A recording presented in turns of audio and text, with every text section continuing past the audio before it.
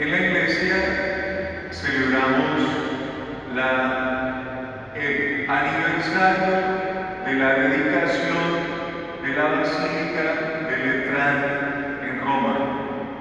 Y es una fiesta que se celebra en toda la iglesia, 9 de noviembre. Este año, como lo notan, ha caído domingo, y entonces, aun cuando el domingo es el día del Señor y siempre vamos sumando el número de domingos, que entre otras cosas estamos en el 32, pues por fecha esta celebración tiene preponderancia. ¿Por qué razón? Porque la Basílica de Letrán en Roma es la iglesia del obispo de Roma y es madre y cabeza de todas las iglesias de Roma y del mundo entero. Y lo escuchábamos en el comentario inicial, nos recuerda a ello la unidad que existe en la iglesia y la comunión que tiene que darse entre cada uno de los cristianos. Por eso es una fiesta que celebramos como católicos en el mundo entero. Quisiera recordar o hacer mención a una realidad muy especial para luego poder abordar la reflexión de este día. El pueblo escogido por Dios fue esclavizado en Egipto, pero luego fue liberado por Dios para que, haciendo un camino que se extendió durante 40 años, caminando por el desierto, pudiera llegar a una tierra que Dios había señalado. Esa noche de la liberación, salir de la esclavitud de Egipto para poder llegar a tomar posesión de la tierra, esa noche fue un signo que aún hoy en día se celebra dentro de la espiritualidad del pueblo judío. O sea, es un acontecimiento que no se olvida. Se llama Pascua, la liberación de la esclavitud para poder asumir la libertad de los hijos de Dios.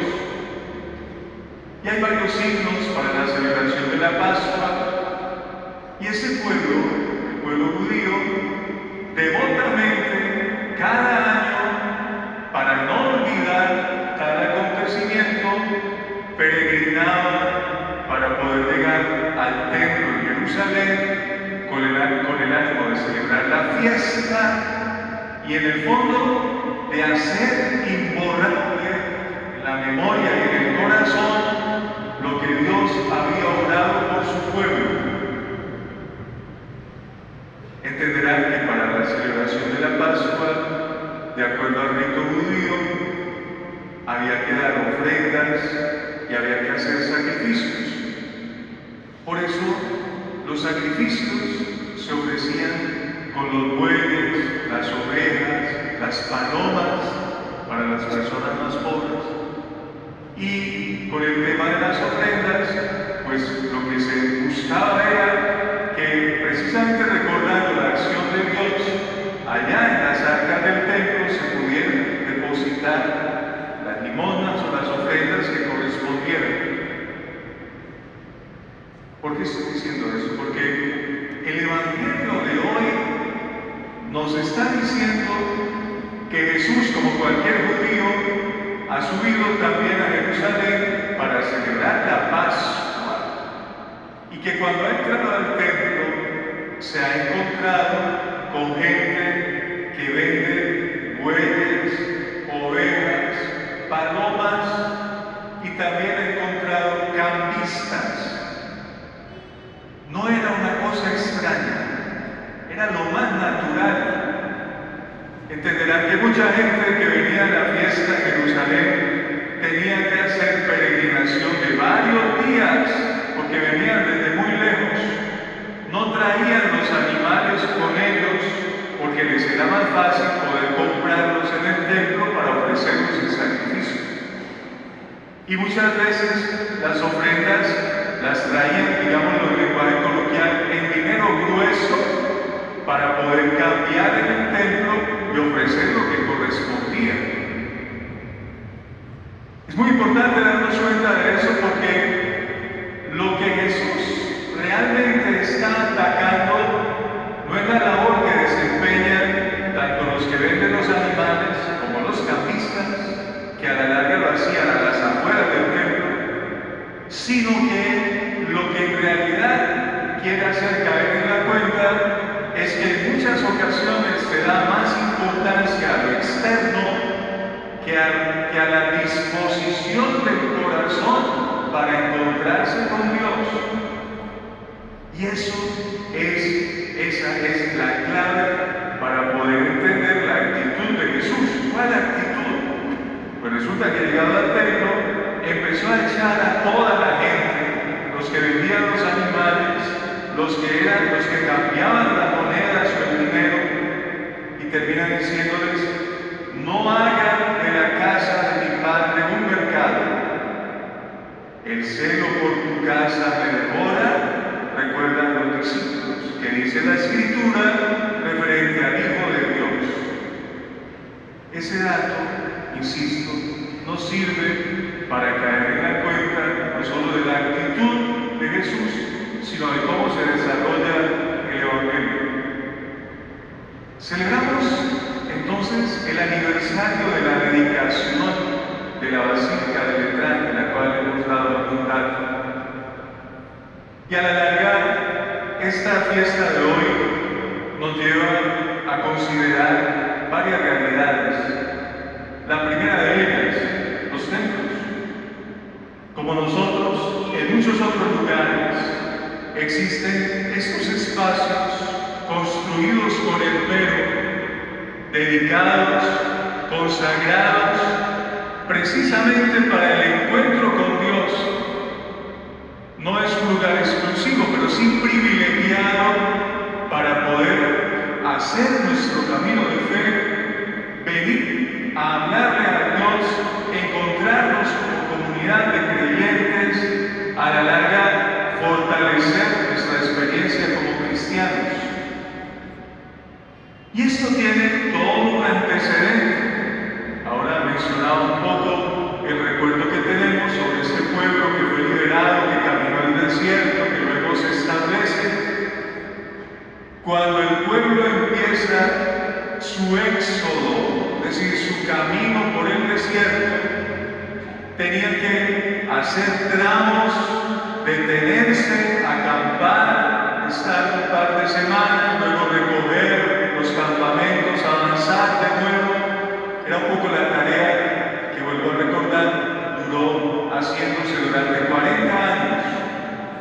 Existía un campamento o una carpa o una tienda llamada la tienda del encuentro.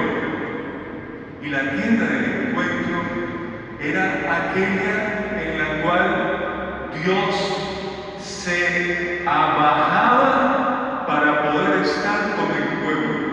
Cuando uno lee el relato de la Sagrada Escritura referente a eso, se nos dice que el pueblo se daba cuenta de que Dios los visitaba porque sobre la tienda del encuentro había una nube que se posaba. Cuando ya la nube se dispersaba, quería decir que Dios ya no estaba allí. Pero era muy significativo el hecho de que dentro del pueblo ya se estableciera un lugar en el cual se reconociera que Dios estaba con ellos. Posteriormente, estamos dando saltos gigantescos, aparece el rey Salomón, el pueblo ya está establecido, ya se ha organizado, y recibe la instrucción y toma la iniciativa de construir en Jerusalén el gran templo dedicado a Dios. Y en ese templo, al que hicimos alusión hace un rato, es en el que el pueblo se congrega por lo menos una vez al año peregrinando para ir a encontrarse con Dios, y lo digo una vez más, para recordar, sobre todo para inculcar lo que Dios ha obrado en beneficio de todo el pueblo, sobre todo la liberación de la esclavitud, la Pascua. los peregrinos, pueblo religioso que va con la única tarea de poder encontrarse con Dios. Tienda del encuentro, templo en Jerusalén. Y aparece ahora un relato que está anclado a una enseñanza de Jesús. Todos nosotros hemos escuchado la parábola, no es parábola, es el relato del evangelista que nos habla de un encuentro entre Jesús y una mujer samaritana. Los samaritanos y los judíos, Jesús lo es, no se llevaban bien. Y la razón del pleito era una razón religiosa. Los judíos no le perdonaban a los samaritanos que también ellos hubiesen edificado un templo. El único templo era el de Jerusalén. Por ahí había nacido la enemistad. En el encuentro y en la conversación entre Jesús y la samaritana aparece una novedad en la enseñanza de Jesús. Jesús le dirá a la samaritana: llegará un día en el cual no se adorará a Dios propiamente ni en Jerusalén, ni en el templo de ustedes, ni aquí ni allá, sino que se adorará a Dios en espíritu y en verdad. Todavía no lo entendía la samaritana. Suponemos que lo entendió mucho después. Y los discípulos pudieron descubrir, ya no se trataba solamente de un lugar, hablamos de la tienda del encuentro o del templo de Jerusalén, sino que ahora se trataba de una persona, y era Jesús mismo. Si los templos eran los espacios privilegiados para encontrarse con Dios, ahora estaba el Hijo de Dios en persona, que daba la posibilidad de un encuentro vivo con Dios. Por eso Jesús habla en el Evangelio de que Él es el templo consagrado por Dios. En verdad no utiliza esa expresión que yo he mencionado, pero noten, como Jesús ha puesto pleito en el templo y ha sacado a todo el mundo y les ha exigido que cuiden la dignidad del lugar, han aparecido los judíos a decirle: ¿por qué haces esto? ¿Con qué autoridad? Muéstranos un signo para que podamos nosotros comprender qué es lo que estás haciendo. Y la respuesta de Jesús es: pues destruyan ese templo y yo lo reconstruiré en 3 días. Y ellos se burlan de Jesús y le dicen: 46 años les ha costado construir este templo y tú pretendes levantarlo en 3 días. Y aparece la nota del evangelista que nos recuerda: pero Jesús no hablaba del templo, hablaba de su propio cuerpo. Y cuando resucitó, los discípulos entonces entendieron cuál era el significado de la enseñanza. No sé si lo notan, creo que sí. Sí, Padre. Hemos hablado de que al celebrar esta fiesta, no solamente estamos recordando los templos, estos edificios a lo largo y ancho del mundo que han sido consagrados a Dios para privilegiarnos como espacios para encontrarnos con Él, sino que además, al celebrar esta fiesta, recordamos que el templo por excelencia para encontrarnos con Dios, para hallarlo verdaderamente, es su propio Hijo, el Mesías, el Salvador. Pero hay algo más. Además de los espacios, además del Hijo de Dios, nosotros somos templos de Dios, porque hemos recibido no solo su palabra, sino que hemos recibido su presencia. El apóstol Pablo, escribiendo a una comunidad de creyentes, les recuerda eso, que somos templos de Dios. Al final de la segunda lectura que se nos ha proclamado hoy, aparece una mención muy clara. Si si alguno destruye el templo de Dios, Dios lo destruirá a él, porque el templo de Dios es santo, y ese templo son ustedes, dice el apóstol Pablo. También nosotros deberíamos tomar conciencia más clara de eso. También en nosotros puede darse la posibilidad de que seamos encuentro con Dios. No solo cada uno con Dios, sino que a lo mejor otros, a través de nosotros, puedan encontrarse con Dios. Decía esta mañana en la misa, ese templo que padeció hace 100 años el estrago del terremoto, ninguno de ustedes había nacido, obviamente, el estrago del terremoto de 1925, y que fue destruido, empezó a reconstruirse año tras año hasta tener el templo que tenemos hoy. Pero padeció una destrucción por un desastre natural del terremoto de hace un siglo. Y quiero que piensen en eso. Muchos cristianos, es decir, la iglesia, como nosotros hoy, que somos la iglesia que está llenando ese templo, muchos cristianos de hace 100 años empezaron con su esfuerzo a organizar cómo levantar el templo. Cada cosa, cada columna, todo lo que conforma el techo, cada pared, la decoración, cada uno de los elementos que dentro del templo nos hablan de Dios, cada banca en la que ustedes están sentados, en la que seguramente también ellos, tantas décadas atrás, usaron para poder congregarse y para poder celebrar la fe.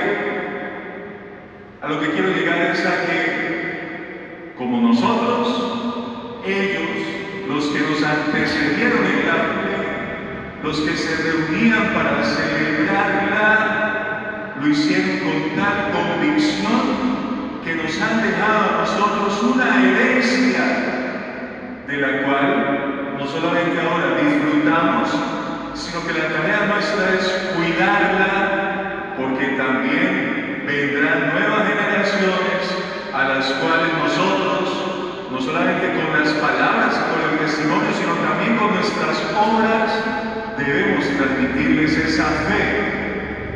Hoy recordamos a los cristianos de hace 100 años, 80 años, 60 años atrás, y les agradecemos todo el esfuerzo para poder nosotros congregarnos aquí. ¿Quiénes pusieron estas baldosas? ¿Quiénes hicieron el esfuerzo? ¿Qué actividades realizaron para poder conseguir estas bancas? ¿Cómo las tallaron? ¿En qué pensaron? Y a la larga es también un poco la mentalidad para que nos demos cuenta de qué forma estamos nosotros dejando signos de la fe que hemos recibido para las futuras generaciones. Es la tarea nuestra. El edificar los templos no es para que nos encerremos en ellos, es por el contrario para poder dar la fe a todos aquellos que la buscan. Cada signo del templo representa eso. El altar representa a Cristo, el amón, el lugar desde el cual se nos habla la palabra de vida, el sacramento en el cual está la presencia viva del Señor, baptisterio, en el cual se celebra el primer sacramento en la iglesia. Pero el conjunto es un lugar privilegiado para poder encontrarnos con Dios, como lo hicieron tantos en los años atrás y como esperamos que lo hagan muchos en los años venideros. La fiesta de hoy es para recordarnos cómo la fe se recibe y se transmite, y de qué manera, y es lo que debemos preguntarnos, de qué manera estamos nosotros dando la posibilidad de que esta fe pueda llegar a otros. Que así sea. Que así sea, Padre.